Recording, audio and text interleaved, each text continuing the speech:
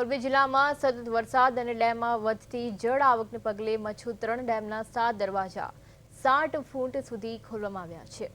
પરિસ્થિતિની સમીક્ષા કરવા માટે મોરબી જિલ્લા કલેક્ટર સ્વપ્નિલ ખરે મચ્છુ 3 ડેમ ખાતે પહોંચ્યા હતા।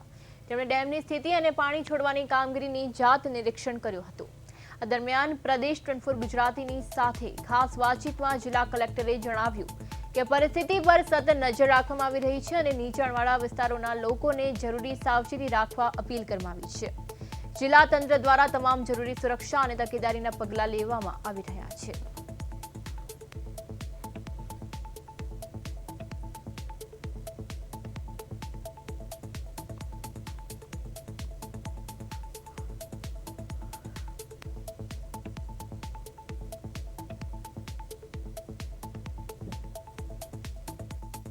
મચ્છુ 3 ડેમ જે છે એને 7 ગેટ 7 ફૂટ જેટલા ખોલવામાં આવ્યા છે।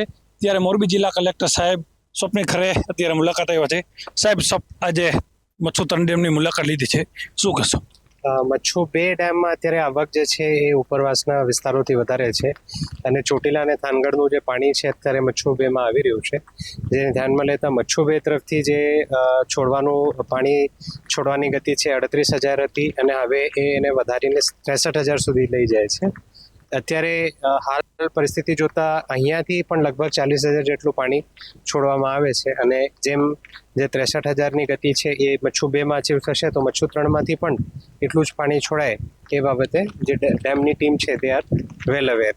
તો લોકોને પણ અમારી અપીલ છે, ખાસ કરીને મોરબીના અને માળિયાના જે વિવિધ 29 ગામો ડાઉનસ્ટ્રીમમાં આવે છે કે અત્યારે જે પાણીની ગતિ છે, જે ગતિથી પાણી છોડવામાં આવે છે એ બહુ વધારે છે ને ધ્યાને લેતા અત્યારે પાણીની નજીક જવાનું સંપૂર્ણપણે આપણે ટાળવું જોઈએ।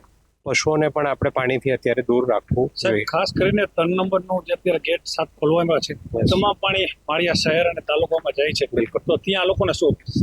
માળિયામાં મારા ક્લાસ 1 ઓફિસર ડીએસઓ શ્રી અત્યારે હાલ ત્યાં સ્ટેશન છે, એમની સાથે પણ મારી અત્યારે જ વાત થઈ। એમને તમામ ગામોને સાવચેત કરી દીધા છે। જે કોઝવેઝ છે જ્યાં આપણને લાગે છે કે ઓવરટોપિંગની શક્યતાઓ છે એને પણ થોડું એડવાન્સમાં સ્ટોપ કરવા માટે અને ત્યાં પણ પોલીસ ડિપ્લોયમેન્ટ રાખવા માટે પણ સૂચનાઓ અપાઈ ગયેલી છે। એ પ્રમાણે લોકો લગભગ 2 અઢીના આજુબાજુ આ કામગીરી કરી દેવાના છે, જેથી આ પાણી જે અત્યારે છોડવામાં આવે છે જે જ્યારે ત્યાં પહોંચે એના પહેલાં આપણી ટીમ પણ ત્યાં પહોંચી ગઈ હોય અને જરૂર જણાય તો પોલીસ બંદોબસ્ત પણ સ્પિલવેના બંને બાજુ આપણે મૂકીએ છીએ, જેથી કોઈ પણ પ્રકારનું અનિચ્છનીય બનાવ ન બને।